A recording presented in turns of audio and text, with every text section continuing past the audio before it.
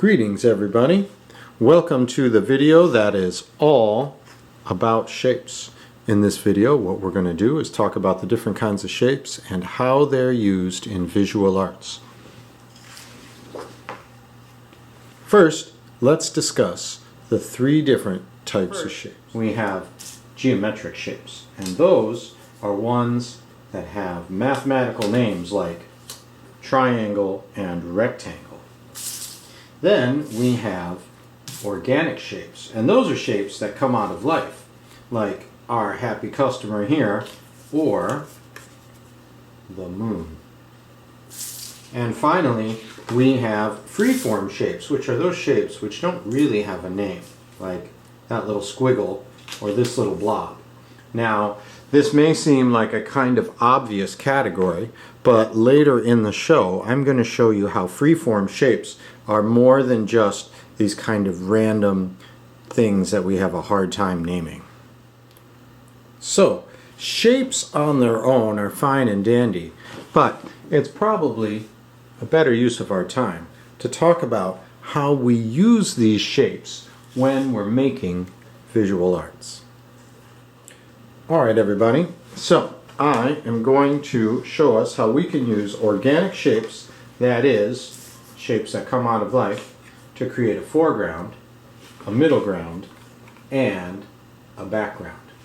And I'm going to use, like I said, organic shapes because they're easy to show a nice scene like we have here. So, in the foreground, we have this nice snake, and this is one of the fun things about art, you know. It's a snake, but actually it's a picture of a snake, or, in our case, the shape of a snake.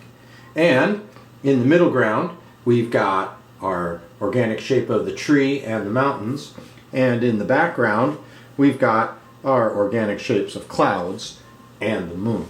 So, one way that we can create the illusion of foreground, middle ground, and background is by putting things in the foreground lower to the bottom of the picture and things in the background higher to the bottom of the picture. Another clever way that we can do this is by overlapping. So you see this blue mountain is in front of this purple mountain. Now I've illustrated this with organic shapes, but this also works with freeform and with geometric shapes if you're making things that are more abstract, or when it comes to the case of freeform shapes, when we're organizing our composition. Another example of creating space using shapes is this combination of a collage and a drawing of some fruits and vegetables sitting on the table.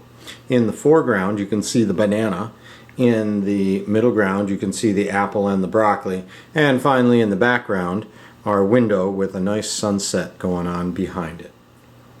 Okay, this next one is where we get to do some very interesting things. We're going to talk about positive and negative space, and we'll see how the positive and negative space is created by using shapes. So this is a drawing exercise that I got from the Betty Edwards book, Drawing on the Right Side of the Brain. And I use it in my classes, and I'm using it here with you to show you how we can use organic and freeform shapes to create positive and negative space. First, let's talk about space. As I said before, positive space and negative space are two different kinds of shapes. In our picture of the bunny rabbit here, the bunny rabbit, which is an organic shape, is the positive space, and all this land behind the bunny rabbit is the negative space.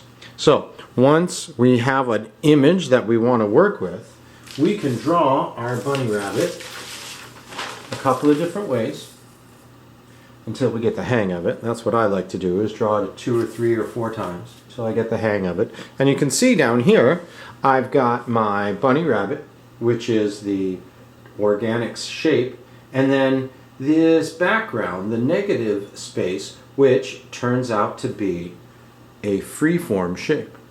We often don't think about this negative space and these freeform shapes because they seem secondary, but they're actually quite important in helping us understand, as viewers, what we should look at and what we should use to identify as background.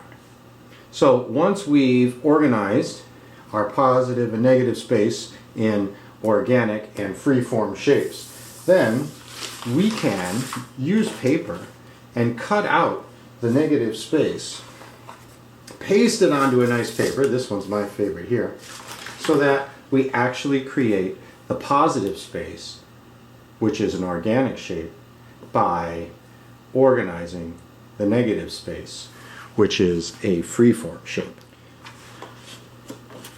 So everybody, that is my fun video about using shapes and the different kinds of shapes and using them to create a work of art. I hope you found this helpful. Feel free to use this in your classes or when you're studying visual arts, and find all that and more at MrAllenIsCool.com.